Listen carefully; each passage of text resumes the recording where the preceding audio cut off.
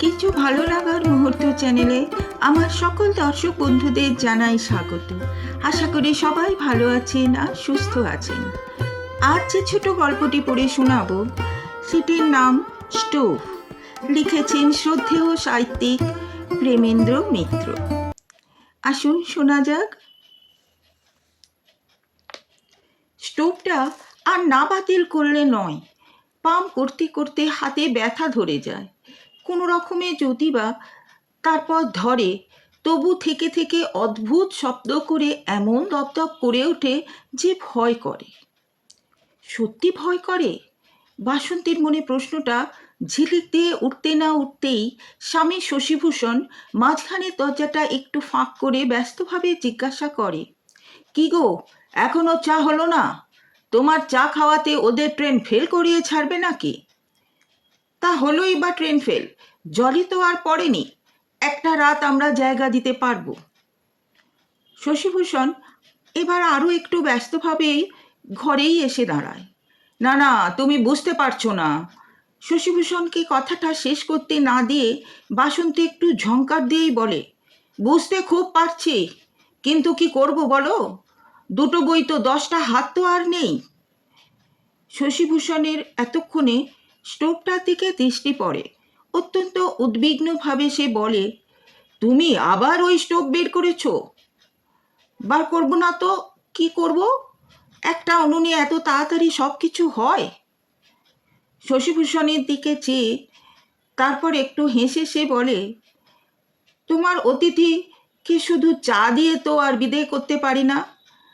কথাটায় প্রচ্ছন্ন একটু খোঁচা ছিল কিনা কে জানে। শশীভূষণের দৃষ্টি কিন্তু এখনো স্টোভটার দিকে। চিন্তিতভাবে বলে, স্টোভটা কিন্তু না জ্বাললেই পারতে। আচ্ছা আচ্ছা, তোমাকে অত ভাবতে হবে না। এদিকে তাড়াতাড়িও চাই, আবার স্টোভ ধরালেও ভাবনা। যাও, তুমি ততক্ষণ গল্প করোগে, যাও দেখি, আমি এক্ষুনি চা নিয়ে যাচ্ছি। কিন্তু তার আগে আমি না এসে পারলাম না। আচ্ছা, এসব কি হচ্ছে বলুন তো বৌদি? মল্লিকা এসে বোধহয় জুতো পায়ে থাকার দরুন চৌকাঠের ওপারেই দাঁড়ায়। মল্লিকার সঙ্গে আলাপ পরিচয় অনেকক্ষণ হয়েছে, তবু এই বৌদি রাগটা একেবারে নতুন। বাসন্তীর উত্তর দিতে তাই বোধহয় একটু দেরি হয়। মল্লিকার দিকে খানিকক্ষণ চেয়ে থেকে সে বলে, কি আর হচ্ছে ভাই, কিছুই তো পারলাম না। মল্লিকার জুতোটা খুলে এবার ঘরেই এসে বাসন্তীর পাশে বসে পড়ে। আহা, শুধু মাটিতে বসলে কেন? বলে বাসন্তী একটা আসন তাড়াতাড়ি এগিয়ে দেয়।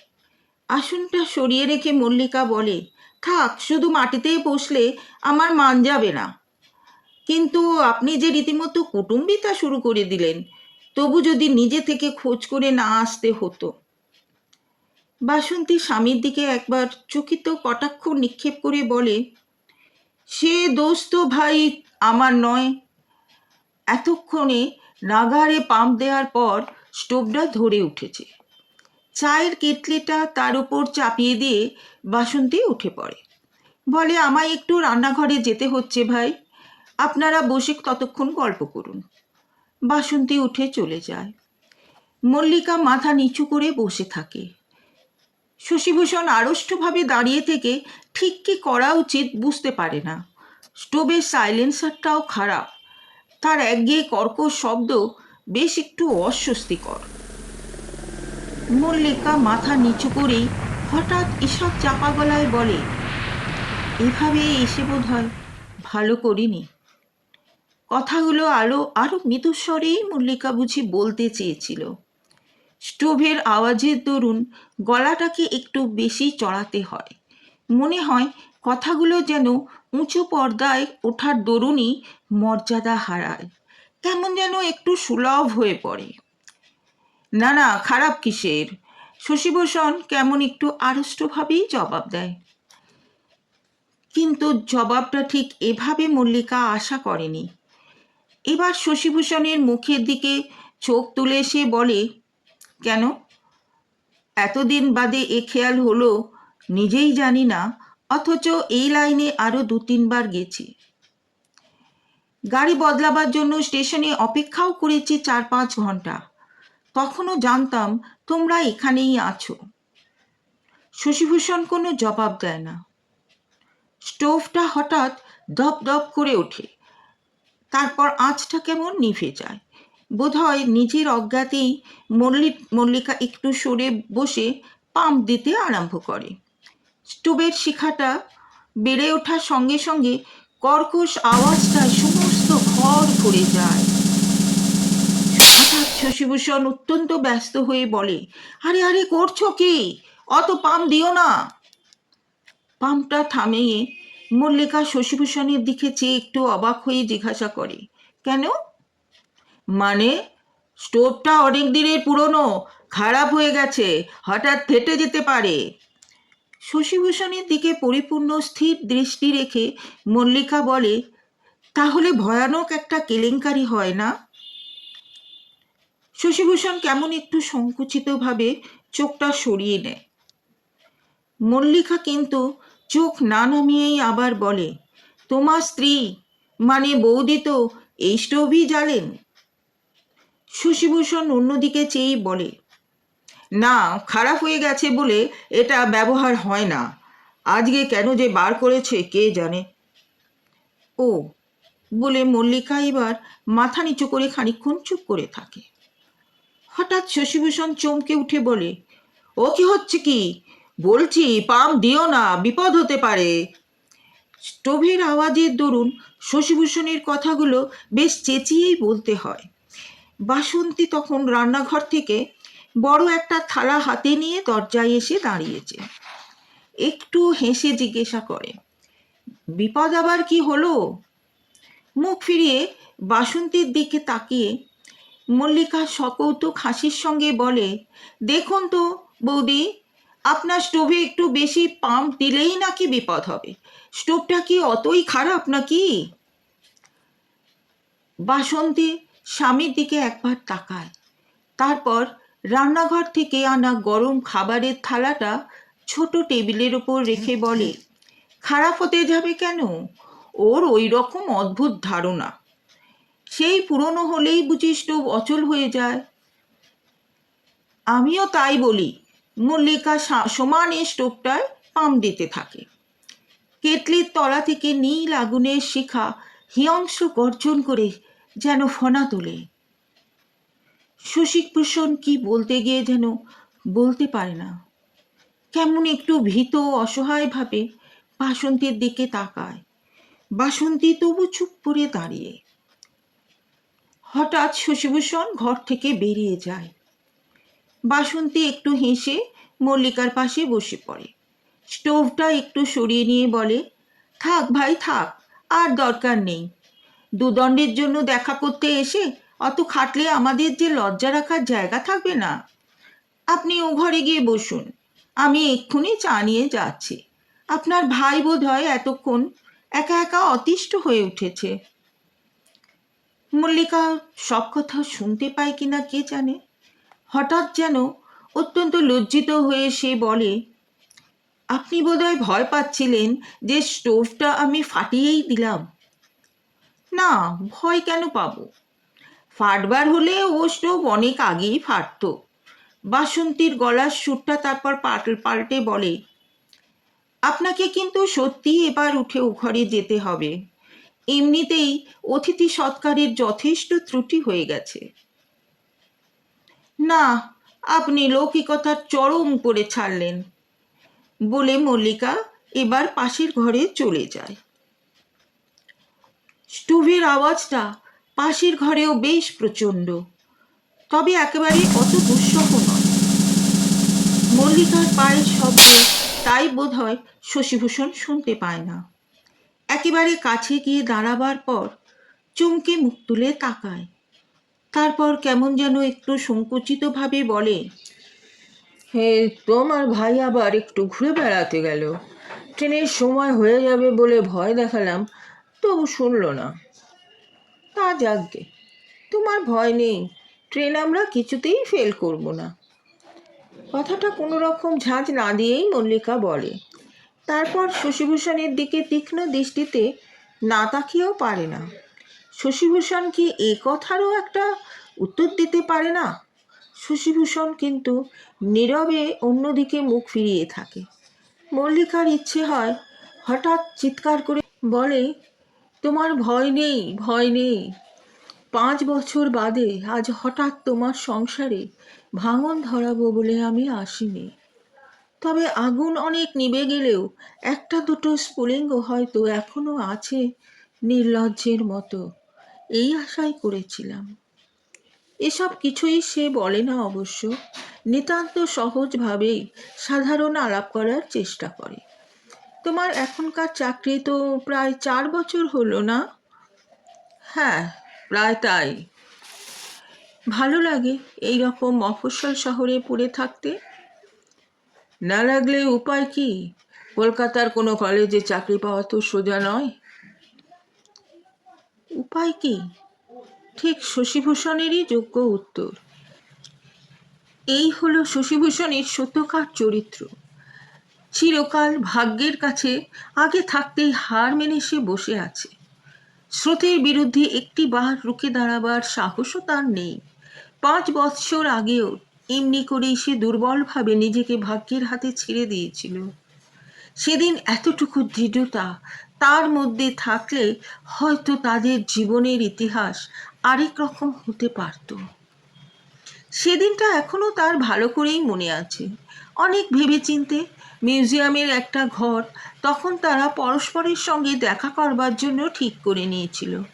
কলেজে দেখা হলেও কথা বলা সমীচীন নয়, তাই সময় ও সুবিধা হলেই একজন আরেকজনের জন্য এই ঘরটিতে এসে অপেক্ষা করত। মিউজিয়ামের সেটা পাথুরে নমুনার ঘর। তাদের জীবনের অনেক উদ্বেল মুহূর্তের সাক্ষী এই ঘর। বারবার পৃথিবীর নিদারুণ চাপে, বারবার সর্বনাশা প্রলয়ের আগুনে যত মাটি নিষ্পেষিত দগ্ধ হয়ে আশ্চর্য পাথর হয়ে গেছে, গ্রহলোক থেকে যত জ্বলন্ত উল্কাপিণ্ড তার কঙ্কালাবশেষ পৃথিবীতে ফেলে রেখে গেছে, সে ঘরে তারই নিদর্শন সঞ্চিত। সেদিন মল্লিকাকে অপেক্ষা করতে হয়েছে অনেকক্ষণ। বিশাল ঘরের সবকটা নিদর্শন 2-3 বার ঘুরে দেখেও আর সময় ফুরোতে চায়নি। নির্দিষ্ট সময়ের অনেক পরে শশীভূষণ ঘরে ঢুকেছিল। তার মুখ দেখেই মল্লিকার যেন কিচ্ছু বুঝতে আর বাকি থাকেনি। তবু সে এ হতাশাকে আমল দিতে চায়নি। খানিকক্ষণ কেউই কোনো কথা বলেনি। নিঃশব্দে একটু ঘোরবার পর মল্লিকাই আর থাকতে পারেনি। সমস্ত সংকোচ জয় করে নিজেই জিজ্ঞাসা করলে, কি বললেন মা? মা? শশীভূষণ যেন একটু চমকে গেছে। তারপর চুপ করে থেকে মুখ ফিরিয়ে বলেছে, মাকে কিছু বলিনি এখনো। মল্লিকা স্তব্ধ হয়ে গেছে একেবারে। শশীভূষণই আবার ক্লান্ত হতাশ স্বরে বলেছে, মার শরীর খুব খারাপ, আজই দেওঘরে যাচ্ছেন কিছুদিন চেঞ্জের জন্য। অনেকক্ষণ, প্রায় যেন 1 যুগ স্তব্ধ হয়ে থাকবার পর মল্লিকা অর্ধস্ফুট স্বরে জিজ্ঞাসা করেছে, তুমিও যাচ্ছ নাকি? একটু ইতস্তত করে শশীভূষণ বলেছে, মা যেতে বলছেন, তাছাড়া ভাবছি যা কিছু বলার সেখানে বললেই সুবিধে হবে। মল্লিকা আর কোনো কথা বলেনি। সে যেন বুঝতে পেরেছে সমস্ত প্রশ্নের প্রয়োজন তখনই শেষ হয়ে গেছে। শশীভূষণ খানিক বাদে বলেছে, আমি না বললেও বাড়ির সবাই জানে, মাও জানেন। এ কথারও কোনো উত্তর দেওয়ার প্রবৃত্তি মল্লিকার হয়নি। একান্তভাবে ছোট একটা উল্কাপিণ্ডের নমুনার দিকে মনোনিবেশ করে সে নিজেকে সংযত করার চেষ্টা করছে।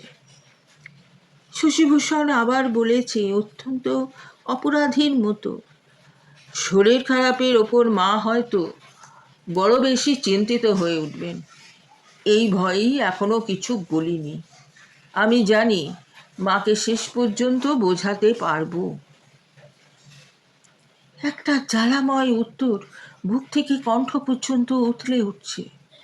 শুধু তোমার মাকে বোঝানোটাই কি এত বড়? আমার কি বাড়ি ঘর আত্মীয় স্বজন কিছুই নেই? তোমার মার অনুগ্রহের ভিক্ষার উপরেই আমার কি জীবন নির্ভর করছে? মল্লিকা কিন্তু নিজেকে সংযত করেছে আবার, এবং সেইখানেই বোধহয় জীবনের চরম ভুলটা করেছে। শশীভূষণ সেই জাতের মানুষ, নিজের মনকে নিজেই যারা সাহস করে চিনতে চায় না, তাদের পেতে হলে জোর করে আঘাত দিয়ে টেনে নিতে হয়। কি ক্ষতি ছিল সেদিন? আর একটু নির্লজ্জ হয়ে শশীভূষণের এই জড়তা ভেঙে চুরমার করে দিলে। সে জানে সেদিন চেষ্টা করলে শশীভূষণকে সে আর ফিরে না যেতে দিতে পারত। শশীভূষণের নিজের মধ্যে কোনো প্রেরণা নেই, কিন্তু ইচ্ছে করলে সমস্ত সংস্কারের বিরুদ্ধে দাঁড়াবার শক্তি মল্লিকাই তার মধ্যে সঞ্চারিত করে দিতে পারত। দেয়নি, শুধু নারীসুলভ সংকোচে আর লজ্জায়, আর বুঝি একটু আহত অভিমানে। কি ভুলই সেদিন করেছে। কিন্তু সত্যি ভুল করেছে কি? চকিতে এই প্রশ্ন তার মনের সমস্ত দিগন্ত যেন একটা নতুন আলোয় উদ্ভাসিত করে দেয়। এই আত্মবিশ্বাসহীন অসহায় দুর্বল মানুষটির জন্যে গত 5 বছর ধরে প্রতিটি মুহূর্তে সে নিঃশব্দে পুড়ে পুড়ে খাক হয়েছে। কিন্তু সত্যি একে জয় করে নিলে সে কি সুখী হতো? ভিজে সলতে সারা জীবন ধরে আগুন ধরিয়ে রাখার ব্রত ক্রমশ একদিন দুর্বল হয়ে উঠত নাকি? স্টোভটার আওয়াজটা বড় বিশ্রী শোনাচ্ছে না? শশীভূষণের কথায় মল্লিকার চমক ভাঙে। অদ্ভুতভাবে হেসে সে বলে, ভয় হচ্ছে নাকি? কিন্তু বৌদি তো বললেন স্টোভ মোটেই খারাপ নয়। কেটলির জল ফুটে উঠে স্টোভের উপর উথলে পড়তেই বাসন্তীর যেন হুঁশ হয়। কেটলি নামিয়ে চায়ের পটে জল ঢেলে স্টোভটা নিভিয়ে দেওয়ার জন্য সে চাবিটার দিকে হাত বাড়ায়। কিন্তু হঠাৎ একটা কথা মনে পড়ে যাওয়ায় চাবি ঘোরানো আর হয় না। সত্যি কি স্টোভটা আজ হঠাৎ এই মুহূর্তে ফেটে যেতে পারে? ভাগ্যের সঙ্গে এই বাজি খেলার সাহস কি তার আছে? একদিন ছিল, সেদিন সত্যি স্টোভটাই সে শেষ মুক্তির পথ বলে ঠিক করে রেখেছিল। কিন্তু কেউ কিছু জানবে না, কিছু বুঝবে না, কোনো অপবাদ কারোর গায়ে লাগবে না। সবাই জানবে শুধু একটা দুর্ঘটনা হলো। সেদিন অত বড় নিদারুণ সংকল্প তাকে করতে হয়েছিল শুধু এই মল্লিকার জন্য। ভাবতে এখন তার আশ্চর্য লাগে। মল্লিকাকে সে চোখে দেখেনি, তার একটা ছবি পর্যন্ত নয়। কিন্তু এ বাড়িতে প্রথম পদার্পণের সঙ্গে সঙ্গে শুভানুধ্যায়ীদের কল্যাণে ওই একটি নাম তার দিন রাত্রি বিষাক্ত করে তুলেছিল। মল্লিকাকে সে কিভাবেই না কল্পনা করেছে। সে কল্পনার সঙ্গে আজকের এই চাক্ষুষ পরিচয়ের এত তফাৎ হবে সে ভাবতেও পারেনি। মল্লিকাকে কুশ্রী বলা চলে না, কিন্তু সে রূপও আর তার নেই যাতে পুরুষের মনে অনির্বাণ আগুন জ্বালিয়ে রাখতে পারে। লেখাপড়া শেখা আধুনিক মেয়ে বলে সাজসজ্জায় একটা পরিচ্ছন্নতা আছে, কিন্তু সেই সঙ্গে বয়সের ছাপটাও একেবারে আর লুকোনো নেই। স্বামীর সঙ্গে একসঙ্গে কলেজে পড়তো, সুতরাং বয়স নেহাত কম তো হলো না। স্বামীর কাছে মল্লিকার নাম সে বিয়ের পর কোনোদিন শোনেনি, কিন্তু আর 5 জন হিতৈষী তো আছে সাবধান করবার, পরামর্শ দেবার জন্য। ফুলশয্যার রাত্রেই তাকে সাজিয়ে গুছিয়ে ঘরে পাঠাবার আগে আর সব মেয়েদের উদ্দেশ্য করে এক ঠান্দি সম্পর্কিয়া প্রৌঢ়া সেকেলে ও অভদ্র রসিকতা করে বলেছিলেন, ওরে সাজিয়ে তো দিলি, সঙ্গে একটা শিকলি দিয়েছিস তো, নইলে ও উড়ো পাখিকে বাঁধবে কি দিয়ে? প্রথমটা কিছু বুঝতে না পেরে শুধু রসিকতার ধরনে বাসন্তী লজ্জায় লাল হয়ে উঠেছিল।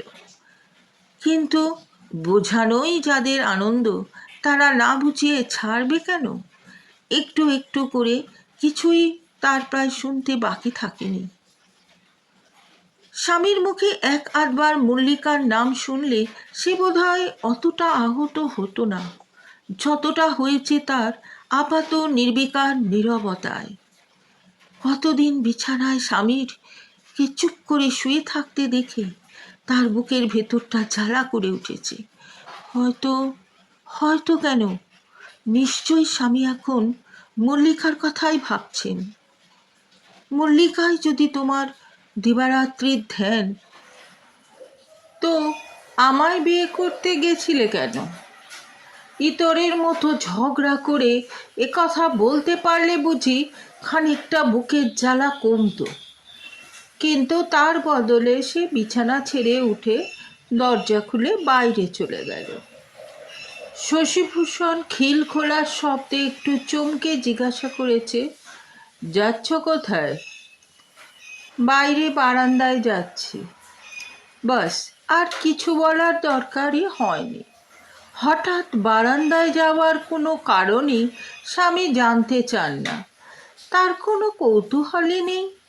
বাসন্তীর মনে হয়েছে সে যদি বলতো গঙ্গায় ডুবে মরতে যাচ্ছি, তাহলেও স্বামী বোধহয় শুধু শুধু একটু ও বলে নিশ্চিন্ত মনে চুপ করে থাকতেন। অসহ্য অসহ্য এই নির্বিকার ঔদাসীন্য, এর চেয়ে সুস্পষ্ট অপমানও ঢের ভালো ছিল। একদিন এই স্টোভের সামনে বসেই তাই তার মনে হয়েছে, কি ক্ষতি হয় সব একেবারে শেষ করে দিলে। শাশুড়ি তখনও বেঁচে, তাকে স্টোভ জ্বালিয়ে চা করতে দেখে খানিক আগেই তিনি সাবধান করে গেছেন। ও স্টোভটা তুমি কেন আবার জ্বালাতে গেলে বৌমা?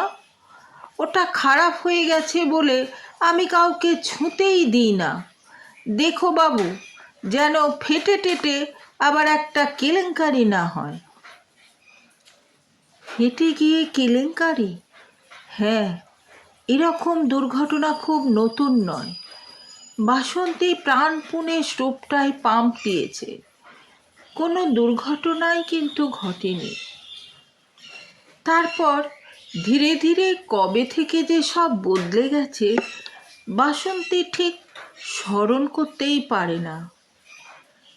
কিন্তু ক্রমশই তার মনে হয়েছে এই একান্ত অসহায় পরনির্ভর মানুষটি এক পা যে তার সাহায্য বিনা চলতে পারে না, নিজের অসুখটা পর্যন্ত যার বাসন্তীর কাছে জেনে নিতে হয়, গভীর কোনো ভালোবাসা তার মনে চিরন্তন হয়ে আছে, এ কি বিশ্বাস করবার যোগ্য? যার মনের হৃদয়ের সমস্ত ব্যাপার আজ বাসন্তীর কাছে জলের মতো স্বচ্ছ, এমন কোনো আশ্চর্য গোপন স্থান তার কোথাও কি থাকতে পারে, যেখানে অত বড় ভালোবাসা নিঃশব্দে গোপন করে রাখা যায়? কোনো দিন কোনো রং যদি শশীভূষণের মনে লেগেও থাকে, বাসন্তীর স্থির বিশ্বাস সে জানে যে সে রং অনেক দিন আগেই ধুয়ে মুছে নিশ্চিহ্ন হয়ে গেছে। একদিন সে নিজেই তাই মল্লিকার কথা তুলেছে স্বামীর কাছে। ওগো শুনছো, এখানকার এই গোকুলপুরের স্কুলে নতুন কে হেডমিস্ট্রেস হয়েছেন জানো? তোমাদের সেই মল্লিকা রায় গো। মল্লিকা সম্বন্ধে স্বামী স্ত্রীর মধ্যে আলাপেই প্রথম। তবু বাসন্তীর কথায় বা কথার ধরনে শশীভূষণের কোনো ভাবান্তরই চোখে পড়ে না। নিতান্ত স্বাভাবিকভাবেই সে বলে, হ্যাঁ, শুনেছি।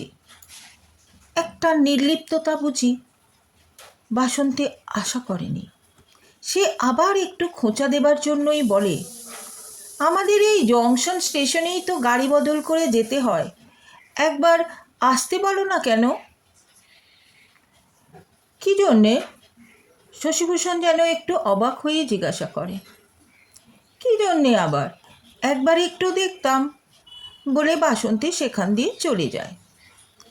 শশীভূষণ আসতে অবশ্য বলেনি, কিন্তু মল্লিকা আজ এতদিন বাদে এসেছে নিজে থেকেই। না, সত্যি কোনো জ্বালা, কোনো সংশয় বাসন্তীর মনে আর নেই। সে বরং খুশি হয়েছে মনে মনে। তার এই পরিপূর্ণ সৌভাগ্যের তিনি মল্লিকাকে সে এনে দেখাতে চেয়েছিল। যত জ্বালা সে এতদিন পেয়েছে, এ যেন তারই ঋণ শোধ। ও ঘরে বসে এখনও ওরা গল্প করছে। কী গল্প করছে কে জানে? যাই করুক, কিছু আসে যায় না। বাসন্তী জানে তার কোনো ভয় আর নেই। ঠিক এই মুহূর্তে স্টোভটা কি ফেটে যেতে পারে? হঠাৎ একটা কথা মনে পড়ে যাওয়ায় বাসন্তী চমকে ওঠে। কি ভাববে তাহলে মল্লিকা?